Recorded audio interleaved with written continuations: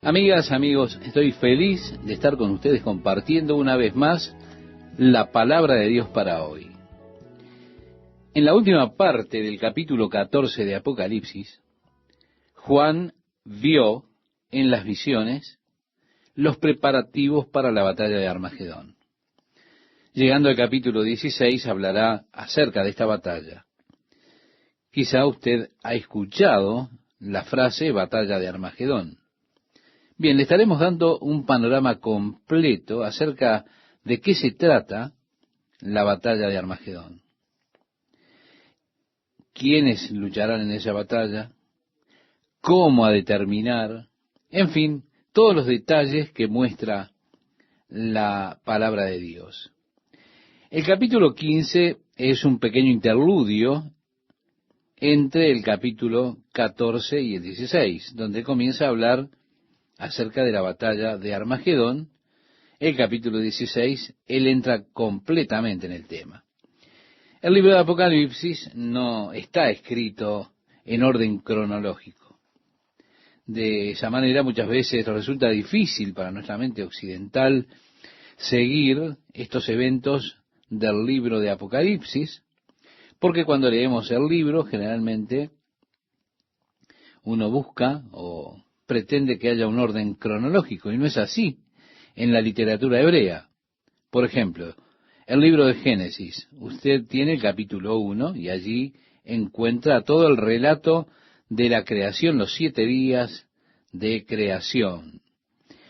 En el capítulo 2 vuelve atrás y nos coloca en la creación del hombre, nos da una perspectiva más amplia, da más detalles. Es que la Biblia muchas veces hace esto. Presenta la escena completa, después regresa y describe hasta los más mínimos detalles. Bien, el libro de Apocalipsis precisamente hace eso. Como que presenta la escena completa, después regresa y termina de llenar los huecos que quedaron. Probablemente los 7 sellos, las 7 trompetas, la próxima ocasión que estemos hablando de ellos, estaremos mirando esas 7 copas de la ira de Dios, y es muy probable que esto se dé simultáneamente. Si usted compara los juicios de las 7 trompetas con las 7 copas de la ira de Dios, usted verá que hay un orden similar en lo que será afectado cuando suene la primera trompeta. Es similar a lo que será afectado cuando se derrame la primera copa de la ira de Dios, y así vemos que siguen juntas. Se nos muestra un panorama completo, pero después se regresa, reitero, para llenar los espacios que quedaron en blanco. El capítulo 15 precisamente va rellenando alguno de esos espacios. Nos hemos movido de la escena terrenal, entramos en la escena celestial una vez más. No es la iglesia a la que vemos allí en el cielo, sino que lo que estamos mirando en el capítulo 15 son aquellas personas que han sido salvadas en la gran tribulación. En la apertura del 5º sello, Juan vio las almas que estaban debajo del altar clamando al Señor, diciendo: ¿hasta cuándo, Señor santo y verdadero, no juzgas y vengas nuestra sangre en los que moran en la tierra? Lo veíamos en el capítulo 6, verso 10 de este libro. Y se les entregó vestiduras blancas y se les dijo que debían esperar un poco más hasta que su número se completara. En el capítulo 7 se completó el número y de esa forma entonces vemos la escena celestial. Si recordamos, el anciano le preguntó a Juan: ¿quiénes son estos? ¿De dónde vinieron? Y Juan dijo: no lo sé, dímelo tú, en otras palabras, ¿no? El anciano le respondió: estos son los que han salido de la gran tribulación y han lavado sus ropas y las han emblanquecido en la sangre del Cordero. Por eso están delante del trono de Dios y le sirven día y noche en su templo. Vemos, el número está completo. En la escena celestial es donde ellos entraron. Sí, estamos ahora en el capítulo 15, nuevamente en la escena celestial, viendo esa multitud que salió de la gran tribulación, que enfrentaron la ira del anticristo, muchos de ellos fueron salvados por medio del martirio. Vale decir, se rehusaron a dejarse marcar con la marca de la bestia y a adorar su imagen, y por causa de eso fueron martirizados, asesinados. La Biblia dice en el capítulo 13 de Apocalipsis que ellos harán que tanto grandes y chicos tengan la marca en su mano derecha o en su frente, y eso dice que todo el comercio se ha de hacer por medio de la marca, porque nadie podrá comprar o vender a menos que tenga la marca. Si ellos tienen el poder, se nos dice, de forzar esto sobre todo hombre y de asesinar a aquellos que se nieguen a tener la marca. Por eso cuando habla de cómo fueron liberados o cómo tuvieron la victoria sobre la bestia, la victoria es de hecho que ellos no se sometieron a dejarse marcar. Ellos no se sometieron a adorar su imagen. De esa manera fueron asesinados por rechazar eso. Pero así es como ellos fueron liberados. Allí es donde está su victoria, en rechazar entrar en ese sistema. Y así también vemos el capítulo 7, entonces, a aquellos 144.000 que fueron sellados por Dios, aquellos que son judíos, 12.000 de cada tribu, sellados para ser protegidos de los juicios que vendrían sobre la tierra. Ellos fueron testigos de Dios para el pueblo judío durante ese periodo de tiempo, o serán testigos de Dios en ese periodo de tiempo. Bueno, lo hemos visto, ese grupo de los 144.000, nuevamente en el capítulo 14. Lo vimos cuando vimos esta lección pasada. Y aquí están nuevamente en el capítulo 15. Como he dicho, usted está teniendo más detalles de estos grupos que fueron introducidos antes en el libro de Apocalipsis. En el capítulo 15, verso 1, leemos: vi en el cielo otra señal. Estamos, reitero, de regreso a la escena celestial. Vi en el cielo otra señal. Recuerde, hemos estado en la tierra, observando los juicios en la tierra, pero ahora, en el capítulo 15, retornamos a la escena celestial. Vi en el cielo otra señal grande y admirable, 7 ángeles que tenían las 7 plagas postreras, porque en ellas se consumaba la ira de Dios. Vale decir que esto será el final de este período de la gran tribulación, el final cuando ocurra el derramamiento de estas vasijas de oro que están llenas de la ira de Dios.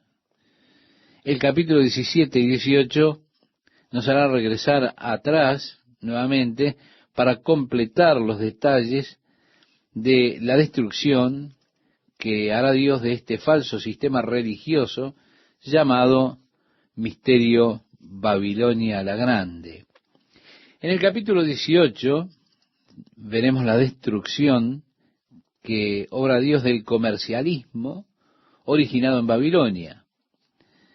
El capítulo 16 lo llevará a usted al final de la ira de Dios en la 7ª copa que se ha de derramar sobre la tierra.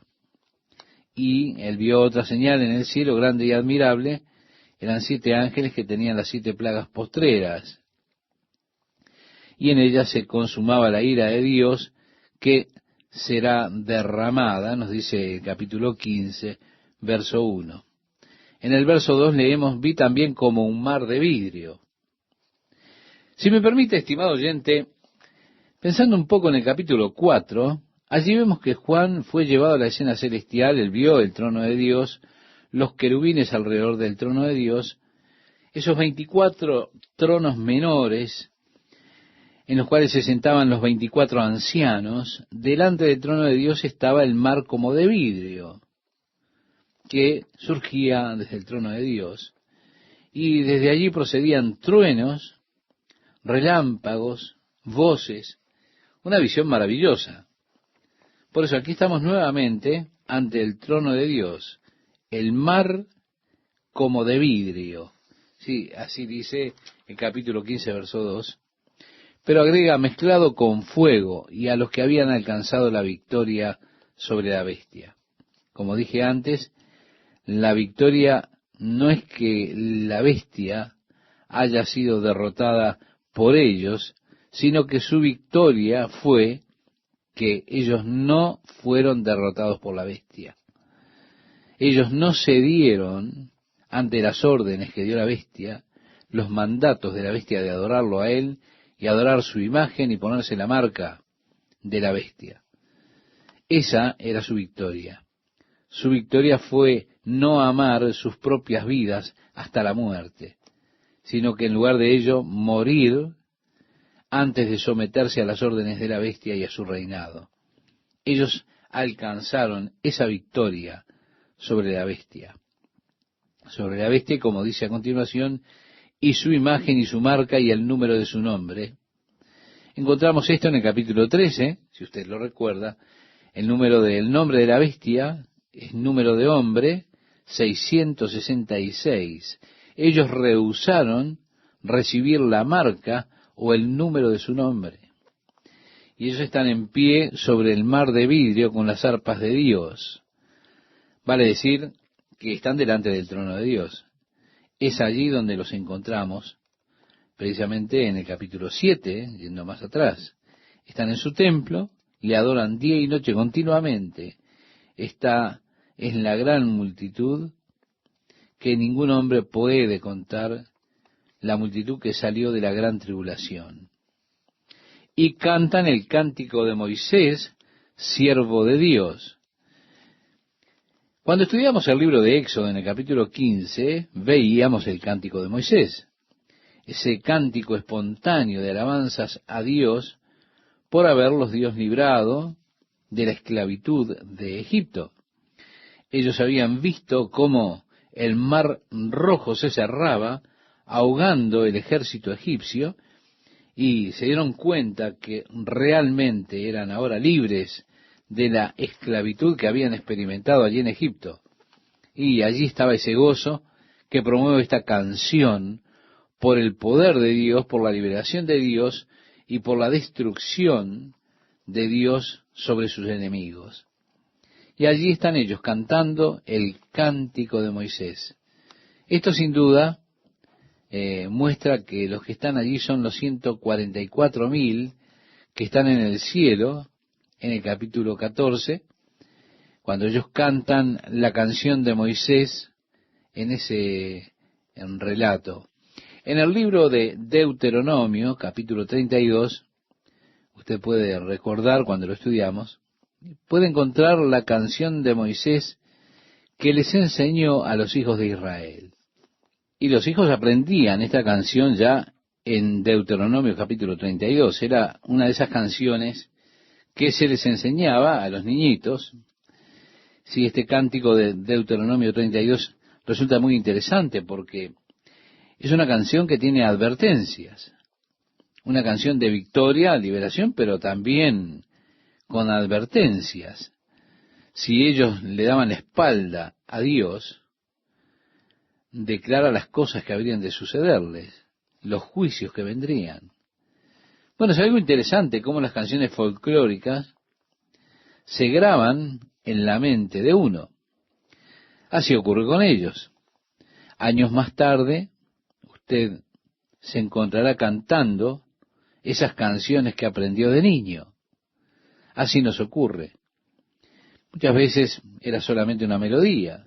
Usted ni siquiera piensa en lo que está cantando, sino que le atrae la melodía y la recuerda. No está pensando en las palabras realmente, pero se le quedó grabado en usted y usted, con el correr del tiempo, sigue cantándolo.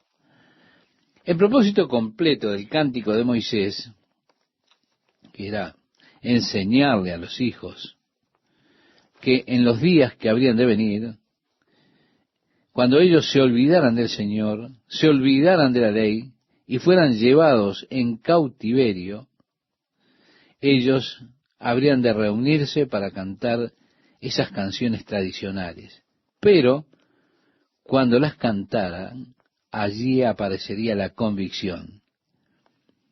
Se darían cuenta diciendo, wow, estamos en cautiverio. Eso es lo que dice la canción.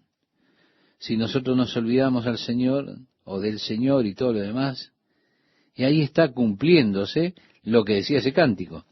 Sería una de esas cosas que con el tiempo se aferraría a su corazón y entonces llegaría el día en que se dieran cuenta y dirían, estamos experimentando el juicio de Dios porque nos olvidamos del Señor. Ese era el propósito de Moisés cuando les enseñaba la canción a los hijos de Israel, el cántico de Moisés. Pero en Apocalipsis capítulo 15 estaba, y el cántico del Cordero. El cántico del Cordero, estimado oyente, lo encontramos en el capítulo 5 de Apocalipsis. Este cántico allí es cantado por la iglesia. Es el momento en que el rollo está en la mano derecha de aquel que está sentado sobre el trono. Los ángeles están proclamando a gran voz, ¿quién es digno de tomar el rollo y romper sus sellos? Porque ese rollo tenía 7 sellos. Por eso el cántico, ¿quién es digno de tomar el rollo y romper sus sellos? El rollo es, como hemos visto, el título de propiedad de la tierra, que fue cedida, por supuesto, por Adán a Satanás, y Satanás la ha poseído por estos 6.000 años. Pero ha llegado el tiempo de la redención, y está este cántico, ¿quién es digno de tomar el rollo y romper su sello? Juan dice, comencé a llorar porque no fue hallado nadie digno en el cielo, ni en la tierra, ni debajo del mar, de tomar el rollo. Uno de los ancianos fue al lado de él y le dijo, Juan, no llores. He aquí el león de la tribu de Judá que ha prevalecido. Él tomará el rollo y romperá sus sellos. Juan dice, cuando miré, lo vi como un cordero que ha sido inmolado. Sí, y allí aparece el cántico del Cordero. Él viene, toma el rollo de la mano derecha de aquel que está sentado sobre el trono, y cuando lo hace, los 24 ancianos vienen con sus vasijas llenas de incienso, que son las oraciones de los santos, las ofrecen delante de Dios, y comienza a cantar la iglesia. Digno es el Cordero de tomar el rollo y romper el sello, porque Él fue muerto, y nos ha redimido por su sangre de toda lengua, tribu y nación, y nos ha hecho ante nuestro Dios reyes y sacerdotes, y reinaremos con Él sobre la tierra. ¿Ve?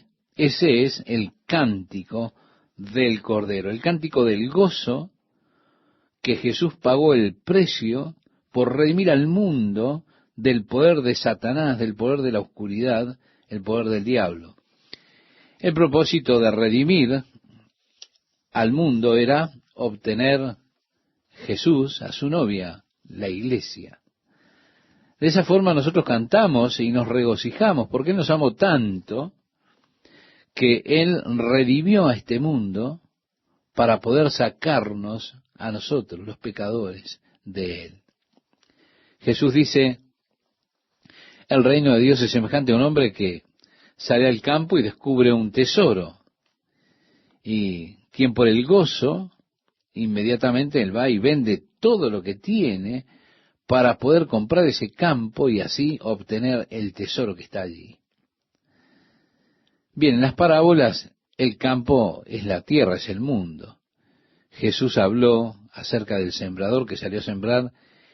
Y si usted recuerda, la semilla cayó en diferentes tipos de suelo, y él explicaba esta parábola y dijo, el campo es el mundo. Así que la pregunta es, ¿quién entregó todo para obtener el mundo? Por supuesto, la respuesta es Jesús. Ahora, ¿con qué propósito? Para que él pudiera tomar el tesoro. Uno se pregunta, pero ¿cuál es el tesoro? Mi amigo, ajústese el cinturón. El tesoro por el cual Jesús dio la vida es usted. Sí, el apóstol Pedro dice que nosotros somos el tesoro peculiar de Dios. Y es peculiar para mí que Dios lo vea a usted como su tesoro. Pero más peculiar para mí es que Él me mire a mí para atesorarme como si fuera o como su tesoro. Pero cuán agradecido estoy a Dios que Él me vea de esa manera, como su tesoro. El apóstol Pablo, cuando oraba por la iglesia de Éfeso, decía que él oraba para que Dios les diera a ellos espíritu de sabiduría y entendimiento para comprender a Dios, que ellos pudieran conocer la esperanza de su llamado, cuáles eran las riquezas de su herencia en los santos. No las riquezas que usted tiene como hijos de Dios, sino el valor que Dios le ha dado a usted. Si usted solamente supiera el valor que usted tiene para Dios, Él lo amó tanto que envió a su único Hijo para redimir al mundo con el propósito que usted pudiera ser de Él, para poder sacarlo a usted de este mundo de oscuridad, de tiniebla, de maldad. Usted es su tesoro. Dios lo ama a usted. Es para Dios, usted, estimado oyente, un tesoro especial. Y así tenemos este cántico del Cordero, el cántico de la redención, el cántico de liberación del poder de las tinieblas a través de la redención que es en Jesucristo. Y leemos: grandes y maravillosas son tus obras, Señor Dios Todopoderoso, justos y verdaderos son tus caminos, Rey de los santos. Si estas personas han estado en la gran tribulación, han visto el juicio de Dios y ahora cantan: grandes y maravillosas son tus obras. Con seguridad la tierra está lista para los juicios de Dios. Todo está a punto, lo vemos a nuestro alrededor, es muy obvio. La tierra está madura para los juicios de Dios. Se está llenando la copa y muy pronto ha de desbordarse. Dios derramará su juicio sobre esta tierra. Ellos estarán allí en la esfera celestial para verlo. Por eso cantan: grandes y maravillosas son tus obras. Es la obra de Dios en el juicio, así como está la obra de Dios en la redención y en la liberación. ¿Qué tal? ¿Cómo están? Es un gusto para mí estar con ustedes, amigas y amigos, compartiendo una nueva emisión de la Palabra de Dios para hoy. Veníamos mirando el cántico del Cordero, allí en el capítulo 15 de Apocalipsis, que es el cántico de redención, de la liberación de los poderes de la oscuridad por medio de esa redención que tenemos en Jesucristo. Juan lo ve a él allí en el cielo y los ve a ellos cantando el cántico de Moisés, el siervo de Dios, el cántico del Cordero. Los ve diciendo: grandes y maravillosas son tus obras, Señor Dios Todopoderoso. Cuán grande y maravillosa es realmente la obra de redención que ha hecho Dios. Dios envió a su Hijo único. Sí, es grande y maravillosa la obra de la redención. Redimir al hombre del pecado. Grande y maravillosa obra también es la obra de Dios en el juicio. Con seguridad la tierra está ya a punto casi para el juicio de Dios. Ellos estarán allí en esa esfera celestial para verlos. Por eso cuando ellos dicen: grandes y maravillosas son tus obras, hace referencia a la obra de Dios en juicio, aunque también habla, reitero, de la obra de Dios en la redención y la liberación que han experimentado. Grandes y maravillosas son sus obras también en la creación. Contemplamos las maravillas de la creación. Es algo que nos deja realmente sin palabras, que no lo podemos entender, está más allá de nosotros. El vasto universo en el que vivimos, nosotros en esta pequeñísima parte de la Vía Láctea, este pequeño puñado de polvo que va rotando sobre su eje, girando alrededor del Sol. Nosotros miramos al espacio y nos damos cuenta de la inmensidad del espacio, nos damos cuenta del tamaño de muchas de las estrellas en nuestra propia galaxia. Grandes y maravillosas son tus obras, aturden nuestra mente, realmente no lo podemos comprender. Y estamos aquí, en la Vía Láctea, y estimado oyente, aún así, siendo tan pequeñitos, Dios piensa en usted. Cuando usted mira las formas de vida y considera cada diseño, la complejidad que tiene cada diferente forma de vida, evidentemente quedamos deslumbrados. Luego, dice, porque ellos han visto la mano de Dios en juicio, que ellos cantan, justos y verdaderos son tus caminos, Rey de los santos. Estimado oyente, para mí es interesante ver que muchas veces, al estudiar el libro de Apocalipsis, en medio de la mayoría de los juicios, está esta declaración de la justicia que hay en los juicios de Dios. Sí, la obra de los juicios de Dios es derramada sobre los suministros de agua potable, fresca de la tierra, que se convertirán en sangre. Ya no tendrá el hombre agua fresca para beber. El ángel responde, adelante Señor, ellos derramaron la sangre de tu pueblo, ahora dales sangre para beber. Pero durante todo el camino, cuando llegan los juicios de Dios, veremos ese reconocimiento de que los juicios de Dios son justos, que Dios está haciendo lo correcto. Nadie puede realmente acusar a Dios de ser injusto.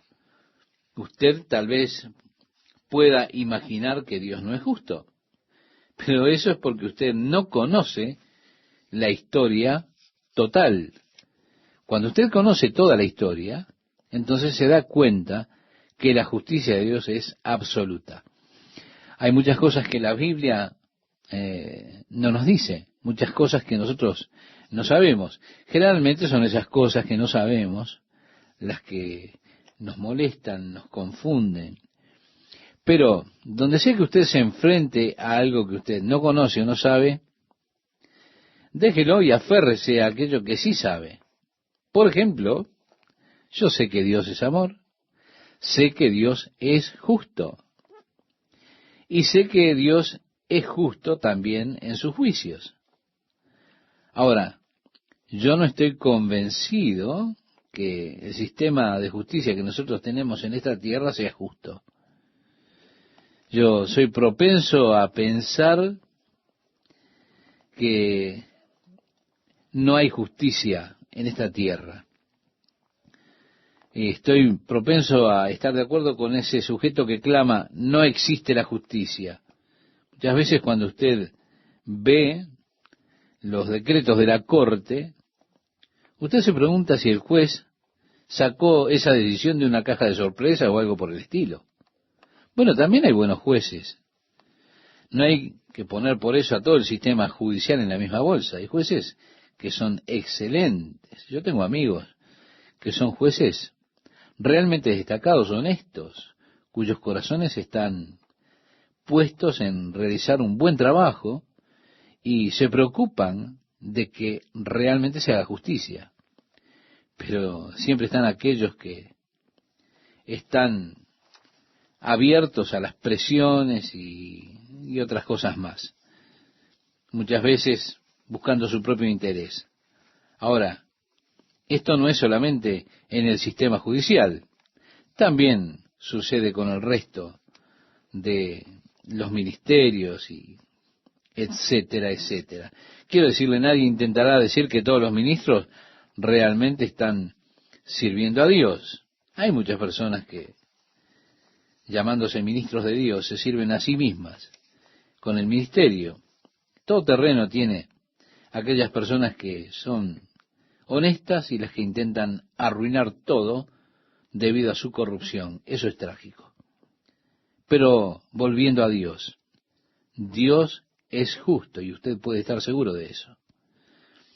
Por eso aquella persona que ha vivido en las junglas, quizá en Borneo, en Sudamérica, Nueva Guinea, el Congo, aquella persona que vivió y murió sin haber escuchado jamás una palabra de Jesucristo, el Hijo de Dios que murió por nuestros pecados, cuando Dios traiga sus casos a juicio, usted puede estar totalmente seguro que Dios será absolutamente justo. Sí, Dios será justo en el juicio, porque justos y verdaderos son sus caminos.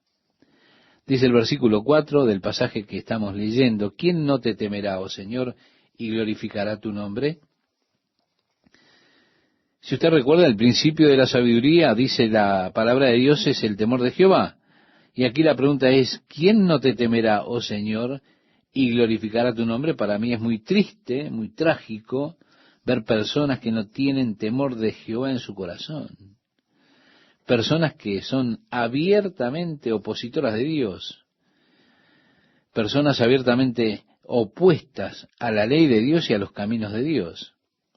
Actualmente, en el estado de California, están considerando proyectos a favor de personas con inclinaciones espurias, que son absolutamente contrarios a Dios, blasfemos a Dios.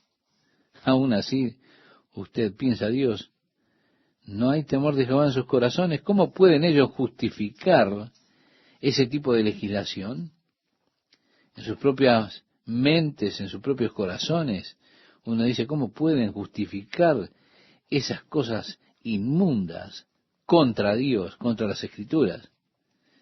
Quizás usted piensa: yo no puedo concebir un cuerpo de legisladores como ese, no puedo concebir personas que eligen a legisladores que considerarán y promocionarían tales legislaciones. Nosotros como cristianos necesitamos realmente orar. Pero, dice este pasaje, ¿quién no te temerá, oh Señor, y glorificará tu nombre? Pues solo tú eres santo. Allí está todo el asunto. La santidad de Dios contra lo que el hombre se revela en contra de Dios. Sí, la santidad de Dios va contra nuestra naturaleza, porque el hombre por naturaleza es pecador. Usted no es pecador porque pecó, no. Es al revés, usted peca porque usted es pecador. Esa es la diferencia. Como se suele decir, robarse un caballo, no lo hace a usted un ladrón de caballos. Robar un caballo solo demuestra que usted es un ladrón de caballos. Nadie roba caballos sino solo los ladrones de caballos. Así que el hecho de que usted robe el caballo, lo único que hace es demostrar que usted es un ladrón de caballos. No lo hace a usted eso un ladrón de caballos. Solamente prueba que usted es eso, un ladrón de caballos. Es por eso que usted roba. Pecar no lo hace a usted pecador, no. Es que debido a que usted es pecador, peca. La Biblia dice que nacemos en pecado, que fuimos concebidos en pecado. Nosotros éramos por naturaleza hijos de ira, así como los otros, decía el apóstol Pablo, escribiéndole a los Efesios en el capítulo 2. De esa forma, la santidad de Dios está en contra de nuestra naturaleza. Por eso Dios me llama para que yo me niegue a mí mismo, para que tome la cruz, que considere muerta mi vieja naturaleza, crucificada con Cristo, para que yo pueda vivir delante de Dios de acuerdo a las cosas del Espíritu. Pero esto es contrario al hombre natural y a los deseos naturales, y hay muchos que se rebelan contra Dios porque no quieren rendir su maldad natural y se deleitan en las cosas que hacen debido a que el Señor las condena. Ellos se vuelven enemigos de Dios. Sí, ellos crucificaron a Jesús, ¿por qué? Porque Él iba contra la corriente. A ellos no les gustaba Jesús. No les gustaban las cosas que Él enseñaba. Se sentían condenados en sus corazones por lo que ellos eran y por lo que estaban haciendo. a ellos no les gustaba tener ese sentimiento. Mi amigo, es que las personas no quieren sentirse culpables. Ellos quieren hacer leyes que les permitan vivir la clase de vida que quieren vivir sin tener sentimiento de culpa. De esa forma, ellos se rebelan contra Dios en sus corazones y no hay temor de Dios delante de sus ojos. Por eso es que nosotros tenemos el libro de Apocalipsis, que nos habla de las consecuencias que tiene esta clase de vida. Los juicios de Dios que vendrán sobre la tierra serán como resultado de la rebelión del hombre contra todo lo que es justo, todo lo que es santo, todo lo que es puro. ¿Quién no te temerá, oh Señor, y glorificará tu nombre? Porque sólo tú eres santo. Por lo cual todas las naciones vendrán y te adorarán. En el Salmo 22, es un salmo mesiánico, es decir, habla de Jesucristo. De hecho, es un salmo que profetiza de manera asombrosa la muerte de Jesús en la cruz. Es un salmo que habla acerca de aquello que hicieron los que repartieron la vestidura de Jesucristo entre ellos, echando suerte sobre sus vestidos.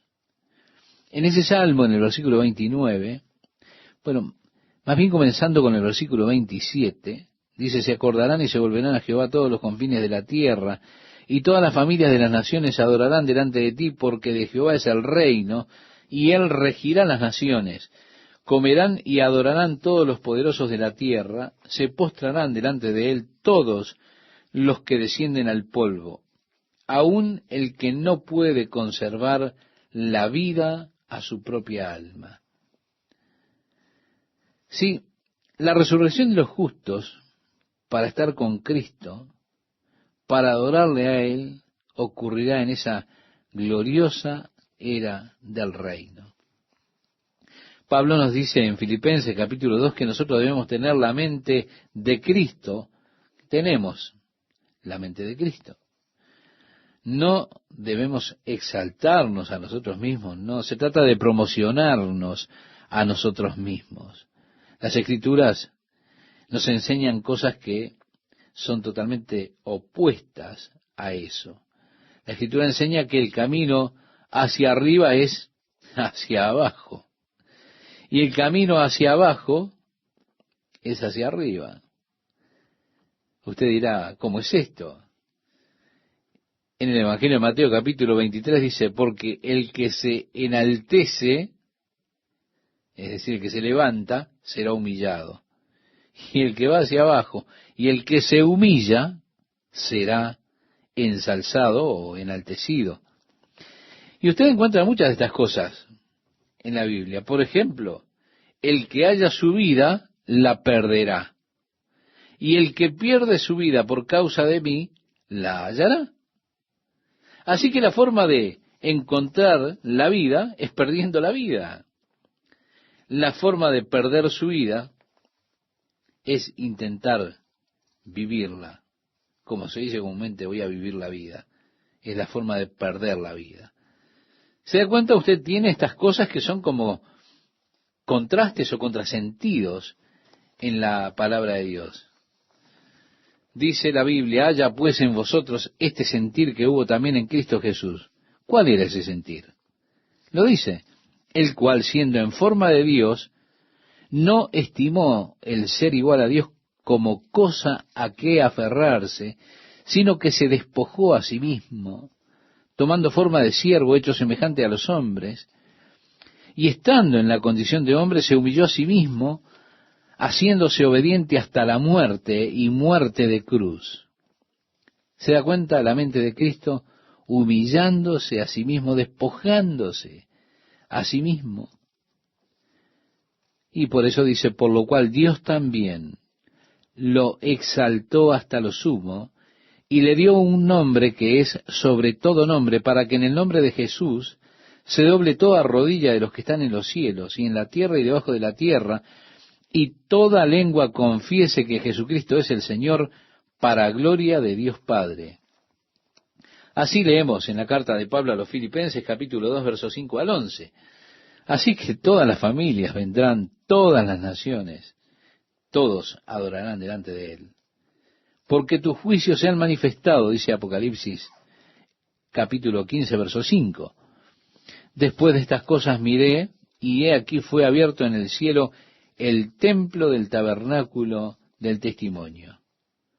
¿Sí? Hay un templo en el cielo, o un tabernáculo.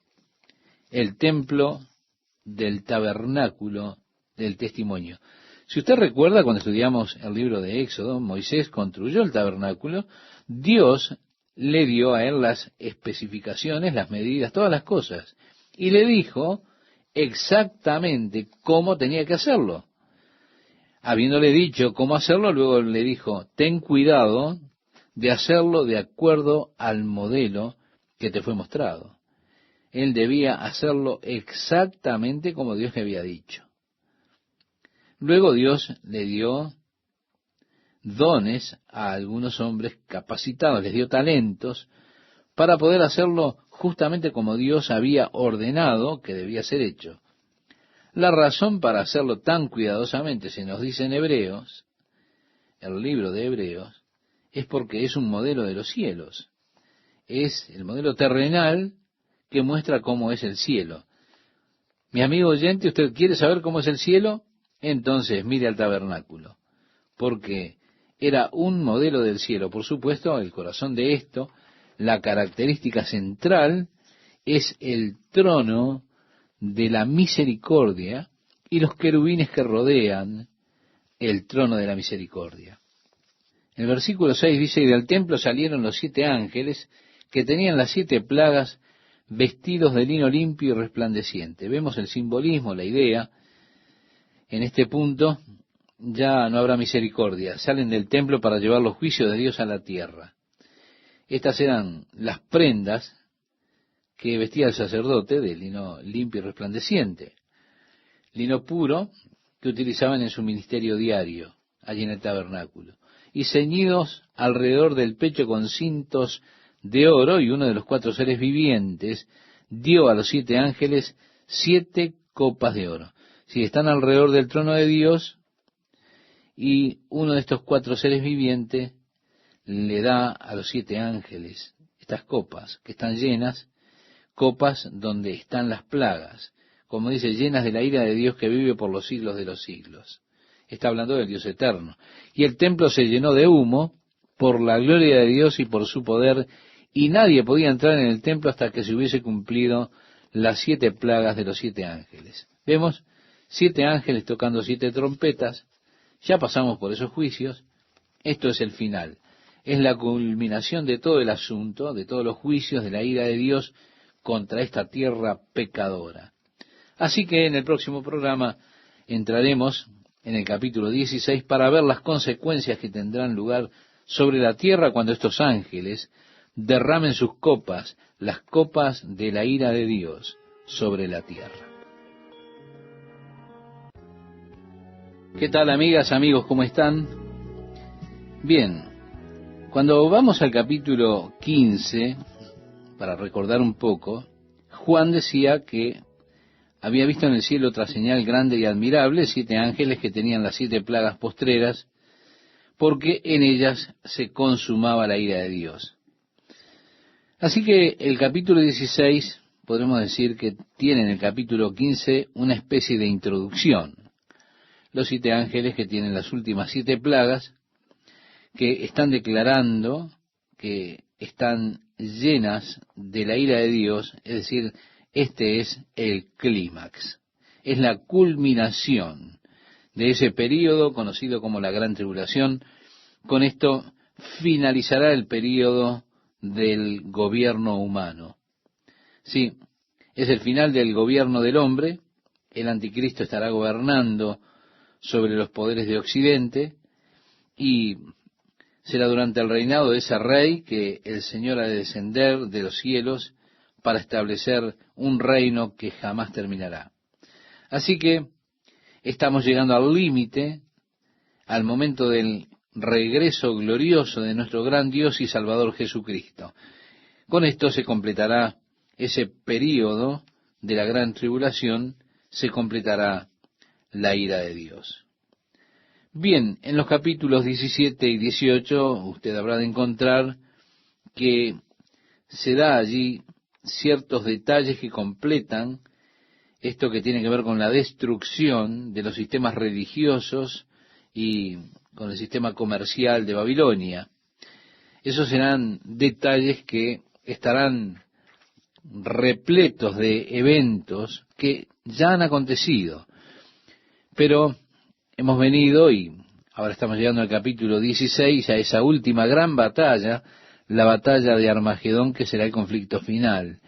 Es durante ese conflicto que Jesucristo volverá a la tierra, pondrá sus pies sobre el monte de los olivos, que se partirá al medio, y establecerá el reino de Dios sobre la tierra.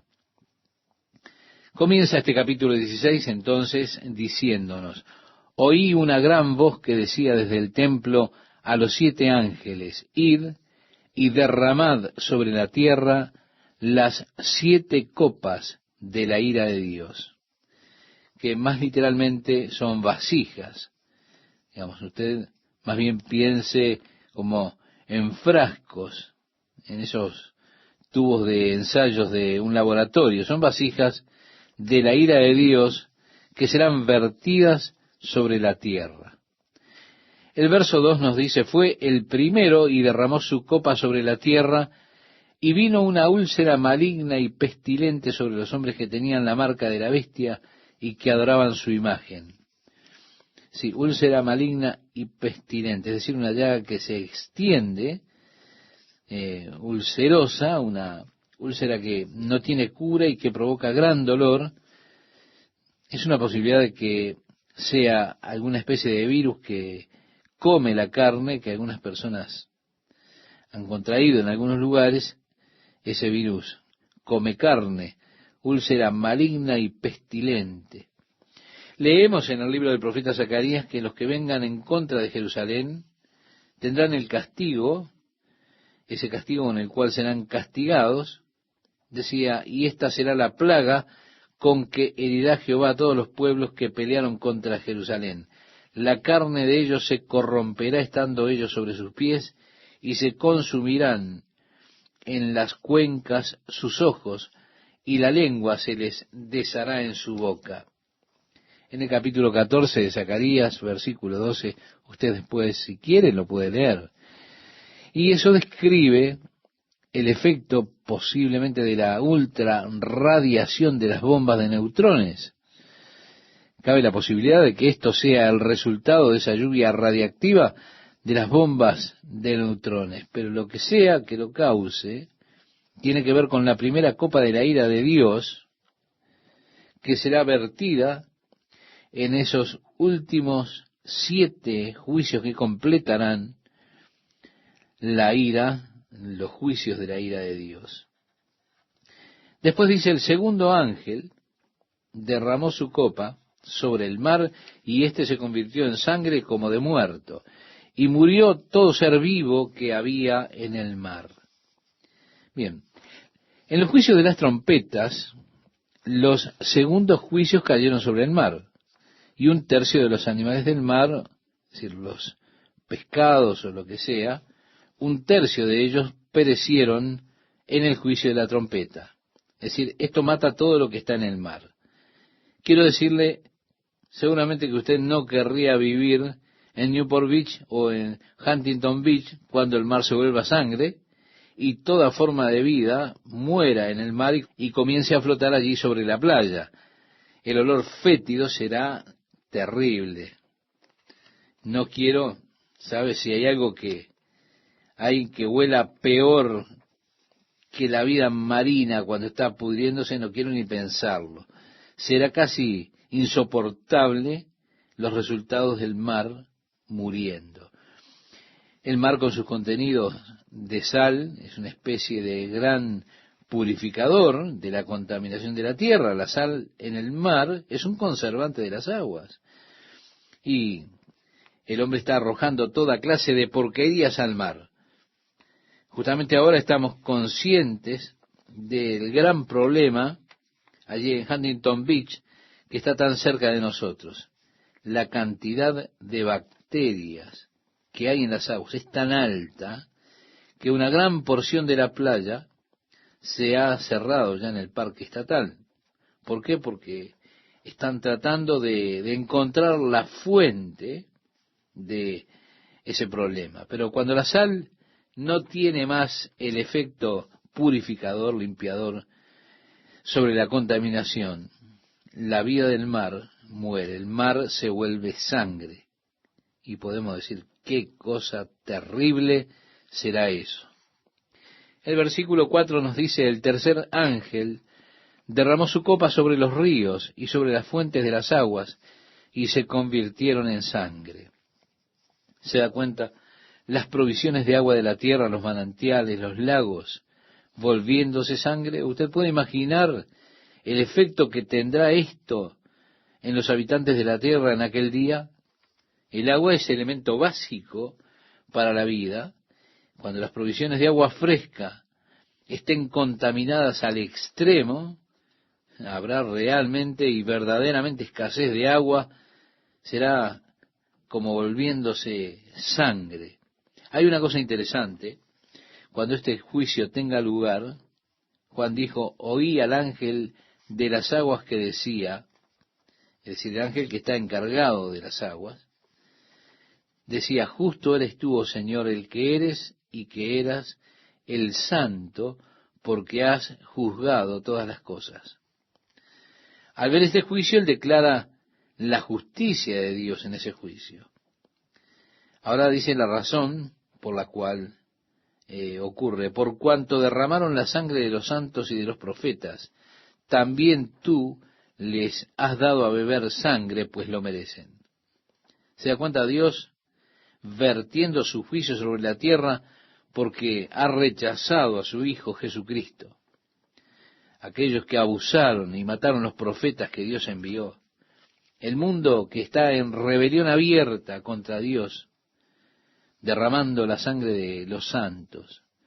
Cuando Dios vuelva el agua en sangre, el ángel dirá algo así, está bien, esto es justo. Ellos han derramado la sangre de los santos y ahora tú les has dado a beber sangre, es lo que merecen. En el versículo 7 leemos, también oí a otro que desde el altar decía, ciertamente, Señor Dios Todopoderoso, tus juicios son verdaderos y justos. Permítame, estimado oyente, volver al capítulo 6 para recordarle el quinto sello. ¿Te recuerda? Estaban esas almas debajo del altar diciéndole al Señor, ¿hasta cuándo, Señor Santo y verdadero, no juzgas y vengas nuestra sangre en los que moran en la tierra? Y les fueron dadas vestiduras blancas y se les dijo que debían esperar un poco hasta que el número de los que iban a ser muertos se completase. Ellos están clamando por entrar al cielo, donde se dice que ellos tienen que esperar un breve tiempo para que eso ocurra, porque había otros que tenían que morir, y parece que la voz de estos que habían sido martirizados en ese tiempo también declara que los juicios de Dios son verdaderos y justos. Esa es una cosa de la cual usted, estimado oyente, puede estar seguro. Los juicios de Dios serán justos, porque Dios no es injusto. Él recompensa a cada hombre conforme a sus obras. Ahora, durante ese tiempo de la gran rebelión en contra de Dios, rebelión encabezada por ese hombre de pecado, el anticristo, nosotros encontramos que Él tendrá poder para matar a aquellos que rechacen adorarle, o adorar su imagen, o recibir la marca en su mano derecha o en su frente. Así que probablemente millones serán martirizados en ese tiempo. Hombres que se dan cuenta, tendrán conciencia para no adorarle, para no tomar la marca y no adorar la imagen que Él hará. Así que Él derramará la sangre de los que rechazan entrar en esa rebelión contra Dios. Por lo tanto, cuando Dios convierta las provisiones de agua dulce en sangre, se reconocerá la justicia que hay en los juicios de Dios. En el versículo 8 leemos: el cuarto ángel derramó su copa sobre el sol, al cual fue dado quemar a los hombres con fuego, y los hombres se quemaron con el gran calor. Ahora, es posible que el sol entre en una supernova. Hay otras escrituras que hacen referencia a que el sol incrementará su intensidad 7 veces, y la luna, por supuesto, será 7 veces más brillante al reflejar al sol. He ahí la posibilidad de la supernova, o la posibilidad de que Dios mueva la tierra un poco más cerca del sol. Es algo muy interesante la posición de la tierra en relación al sol. La tierra está a la distancia justa para sostener la vida. De estar más cerca, la radiación del sol freiría a los hombres mucho más rápido. Cualquier distancia más lejos la volvería un refrigerador. Así que está a la distancia perfecta. Ahora, si Dios moviese la tierra hacia el sol, habría mayor radiación, intensidad de calor que vendría del sol sobre la tierra. Sabemos que en el planeta Venus las temperaturas son tan altas que el agua está toda disuelta en gases y que la vida allí es imposible. Así que vemos que Dios nos ha puesto a la distancia adecuada. Tenemos una profecía muy interesante en el libro de Isaías que habla acerca de la tierra tambaleándose como un borracho y siendo movida de su lugar. Esto quizás es un cambio en la órbita que traerá la tierra quizá más cerca del sol y tendrá el mismo efecto en esta tierra sobrecalentándose por el sol. Así que le hemos leído: el cuarto ángel derramó su copa sobre el sol, al cual fue dado quemar a los hombres con fuego, y los hombres se quemaron con el gran calor.